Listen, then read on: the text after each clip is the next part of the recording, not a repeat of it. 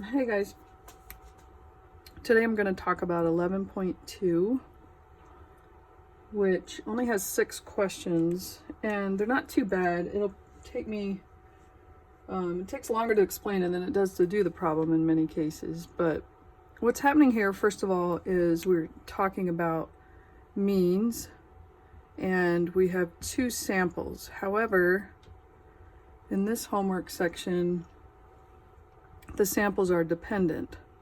So what that means is that if you took a sample of something and a sample of something else, they both relate to the same thing. So for instance, one of the problems in the homework, they have babies. So let's say you take a baby and the baby is observing a hinderer toy, in other words, a toy that gets in the way, versus a helper toy. So it's a toy that helps this other toy climber. So you have the same baby looking at, when we're looking at how long it observes the hinderer versus how long it observes the helper. So even though we have 2 samples, we have the times that it observes the hinderer, the times it observes the helper, because they both relate to that one baby, then these are called dependent. In other words, if you took, let's say, another baby within the experiment, it would look at a hinderer a certain amount of time and the helper a certain amount of time.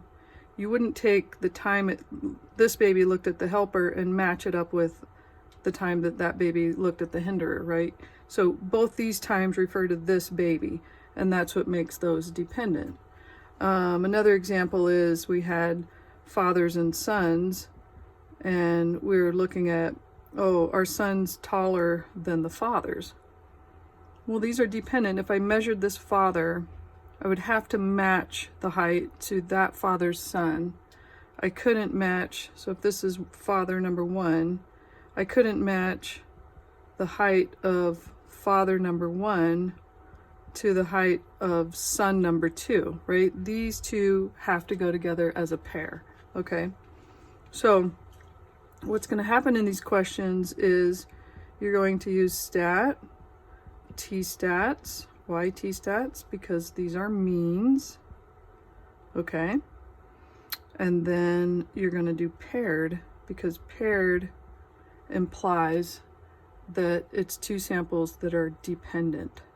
Once you get into paired, it'll ask you, well, what's the first set of samples? And it'll be in a column form.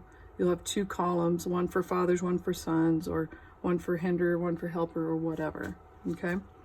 For most of the questions, when you get into this screen on StatCrunch, you do stat, t-stats, paired, there's a little box that you can check for differences. And I discussed that thoroughly in the homework cues, okay? It's a good idea to check the differences box because in most of the problems, you will need that later on. So what happens is, if I have a column of fathers in my StatCrunch, right, and these are their heights, let's say it's like 69 inches, 84 inches, whatever, and then you have sons and their heights, if you check the differences box, then what it does is, once you hit compute, it creates a new column for the differences. So let's say this son was 74 inches and this son was 90 inches.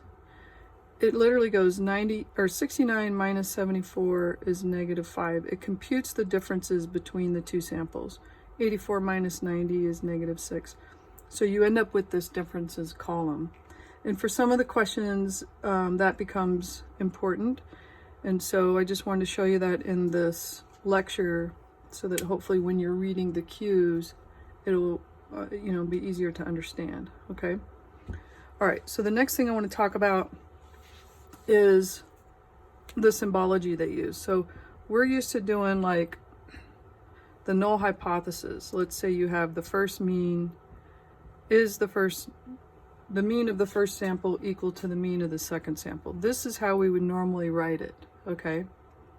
But when we're dealing with these dependent paired, this is all paired, set of samples, they often care more about the difference between the two samples. So if I was to write this showing the two different samples, and this is going to kind of blow your minds a little bit because most of you don't really like algebra that much, but if I subtract the mu2 from both sides, the left side will look like mu1 minus mu2, because I can't actually do that subtraction because they're just variables.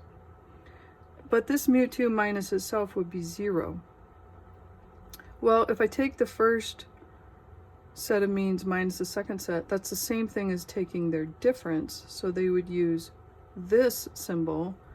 The mean of the differences is 0. So they've gone from this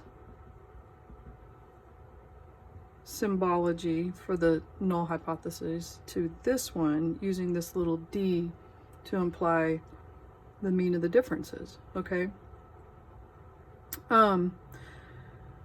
Anyway, the alternative hypothesis then would look something like this. We have,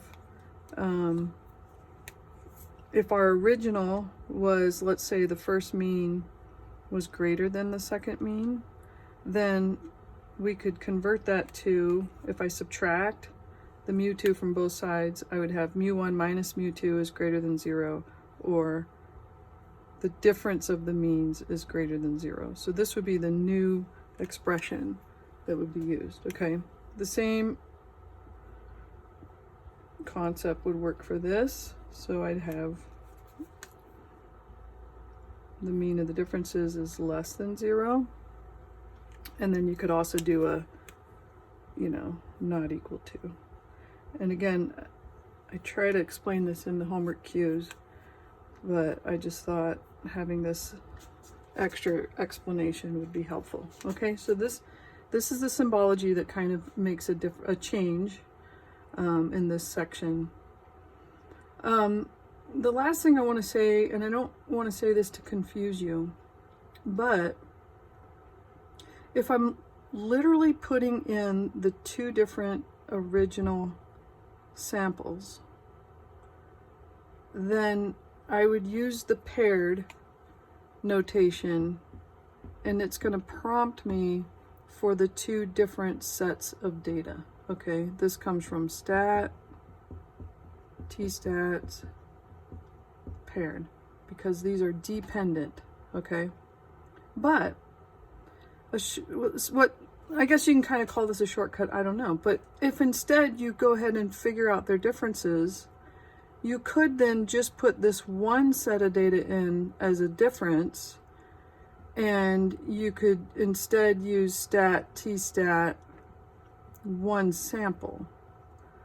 Now, I'm not going to make you do this, but you'll see them kind of bouncing back and forth a little bit in the homework, and I want you to understand why they're allowed to do that. Okay, so if I have the original two sets of data, I would use paired because I have two sets and they are dependent.